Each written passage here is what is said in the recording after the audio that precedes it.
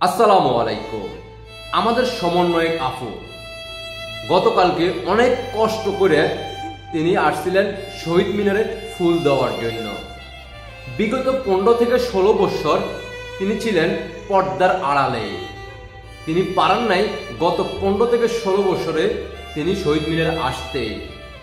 জানি না তার বয়স কত হবে। সমন্বয়ক আফু পাকিস্তানি বংশধর রাজাকার আফু বলতেছে, গত 15 থেকে 16 বছর শুধুমাত্র মাননীয় প্রধানমন্ত্রী শেখ হাসিনায় একমাত্র শহীদ মিনারে আসতেন। তিনি বাসার ভিতরে থেকে তিনি টিভির পর্দার আড়ালে পিছন থেকে তিনি দেখতেন শহীদ মিনার দেখতে কেমন। তিনি আসলে বাংলাদেশে পড়াশোনা করেন নাই। তিনি বিগত 15 থেকে 16 বছর তিনি পাকিস্তানে পড়াশোনা করছেন। শুনতে থাকুন আফু কি বলে, তারপরে বাকিটা আমি বলতেছি। জয় বাংলা সৈনিক ভাই বোনেরা, কেমন আছেন? কোথায় থেকে এই মুহূর্তে দেখতেছেন জানাতে পারেন। দেশে প্রবাসী যেখানে থাকুন না কেন দ্রুত ভিডিওটা শেয়ার করে দেশবাসীকে দেখার সুযোগ করে দিবে। পাশাপাশি আফুর কথার সাথে সাথে স্ক্রিনে যে ছবিটা দেখতেছেন আফুর কথার সাথে সাথে ওই ভিডিও ক্লিপটাও দেখবেন। আফুর কথাগুলো শুনবেন আর যে শহীদ মিনার ভাঙ্গা হচ্ছে সেটাও দেখবেন। দুইটা একসাথে দেখবেন। দেখতে থাকুন আফু কি বলে। আপার কান্নাকাটি নাই, স্বজন হারানোর বেদনা নাই, তো আমাদের বেদনাও কমে গিয়েছে। আমাদের এবারের কষ্টের চেয়ে বেশি আনন্দ উপভোগ হচ্ছে। গতবার আমাদের শহীদ মিনারটা হয়তো টিভিতেই দেখতে হতো আপার সাথে, আপা থাকতেন সামনে এবং আমরা থাকতাম টিভির পিছনে। আর এখন যেটা হয়েছে, খুব ইজিলি আমরা ভিতরে চলে আসছি। আমরা সামনে থেকে শহীদ মিনারের কাছে থেকে শ্রদ্ধা অর্পণ করতে পারছি এবং আপাকে ছাড়া এই প্রথম আমাদের ভাষা দিবস উদযাপন হচ্ছে এবং আমাদের হচ্ছে নিজের মতামত প্রকাশের এত কাছ থেকে অনুভূতিটা প্রকাশ করার আমরা সুযোগ পাচ্ছি। কি শুনলেন তো আফু কি বলছে? আফুর কথাগুলোর সাথে কিন্তু অলরেডি আপনারা ভিডিওটার দিকে তাকাইতেছেন নাকি তাকান নাই? শুধুমাত্র আফুই একমাত্র শহীদ মিনারে আসছেন ফুল দেওয়ার জন্য। বাংলাদেশে কিছু জায়গার মধ্যে উনি ফুল দিচ্ছেন আর বলতেছেন আমরা বাংলাদেশকে অনেক ভালোবাসি, আমরা বাসার জন্য আমরা জীবন দিব। তাদের মুখ থেকে এই আশা কি আমরা করতে পারি?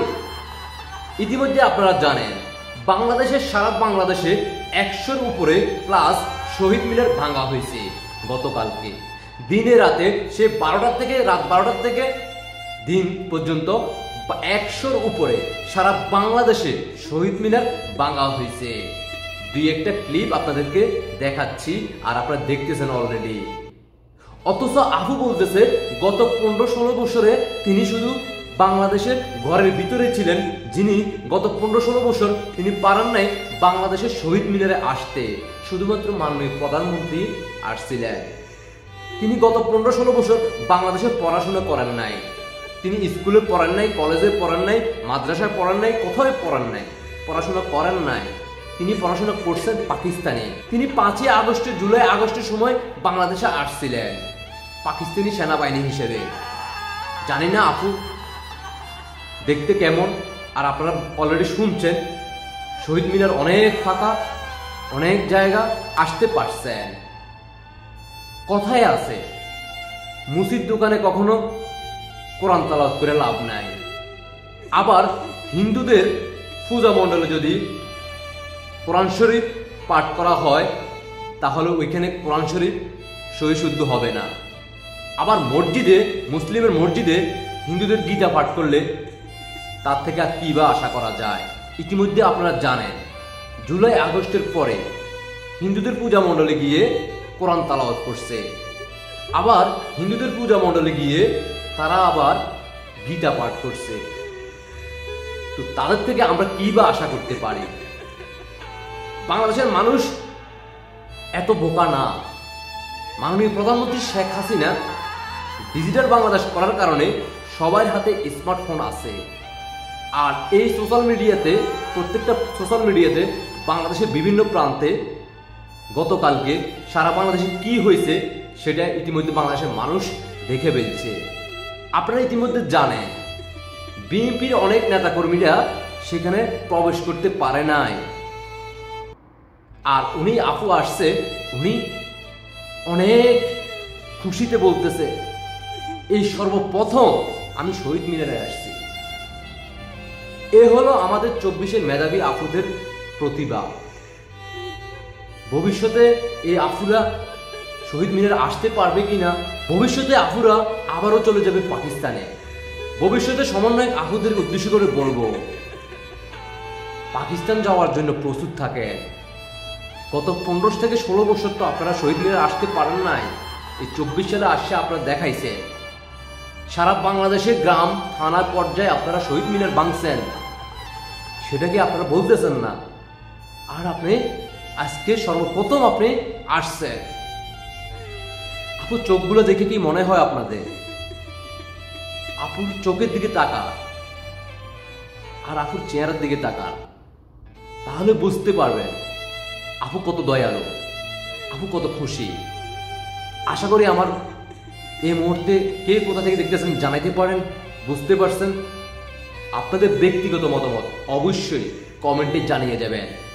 জয় বাংলার সৈনিক ভাই বোনেরা, দেশে প্রবাসে যেখানেই থাকুন না কেন, দ্রুত ভিডিওটা সবকিছু শেয়ার করে দেশবাসীকে দেখার সুযোগ করে দিবেন। বাংলাদেশের মানুষ জানার প্রয়োজন আছে যে এই 24-এর রাজাকার জিন্নাতের বংশের সন্তানেরা আজকে 21শে ফেব্রুয়ারির দিনও আমাদের শহীদ মিনারে তারা ভাঙচুর চালায়। তারা প্রকৃতপক্ষে বাংলাদেশকে ভালোবাসে নাকি পাকিস্তানকে প্রমোট করতেছে, নাকি তারা ভবিষ্যতে পাকিস্তান বানাতে যাচ্ছে, সেটাই ইতিমধ্যে আমরা বুঝে গেছে বাঙালি জাতি। জয় বাংলার সৈনিক ভাই বোনেরা, ভালোবাসার জায়গা থেকে আমার একটা পুতুল জয় পরিষদ ইউটিউব চ্যানেল লিঙ্ক কমেন্টে দেওয়া আছে, সবাই ইউটিউব চ্যানেলটিকে সাবস্ক্রাইব করে দিয়ে আসবেন। আর আপনাদের ব্যক্তিগত মতামত অবশ্যই কমেন্টে জানিয়ে যাবেন। আর জয় বাংলার সৈনিক ভাই বন্ধুদের উদ্দেশ্য করে বলবো, মাননীয় প্রধানমন্ত্রী শেখ হাসিনা অলরেডি বলে দিয়েছে বাংলাদেশের সকল নেতাকর্মীদের উদ্দেশ্যে সবাই প্রস্তুত থাকুন। মাননীয় প্রধানমন্ত্রী শেখ হাসিনা যখনই নির্দেশনা দেবে, যার যার জায়গা থেকে সবাই ঐক্যবদ্ধ হয়ে রাজপথে মোকাবেলা করতে হবে, জিন্নাতের বংশের বিরুদ্ধে রুখে দাঁড়াতে হবে। 71কে আবারও আমরা পুনর্জীবিত করব। মাননীয় প্রধানমন্ত্রী অলরেডি বলে দিয়েছে, যারা এই যুদ্ধে জয় হবে তারাই হবে প্রকৃতপক্ষের জয় বাংলার সৈনিক, তারাই 71-এ মুক্তিযোদ্ধার কোটায় আবারও 25 সালের মুক্তিযোদ্ধার কোটার সাথে যুক্ত হবে। তাই জয় বাংলার সৈনিক, 71-এর সৈনিক, মুক্তিযোদ্ধার সৈনিক, বঙ্গবন্ধুর আদর্শের সৈনিক, মাননীয় প্রধানমন্ত্রী শেখ হাসিনার কর্মী, সবাই যার যার জায়গা থেকে সবাই প্রস্তুত হন।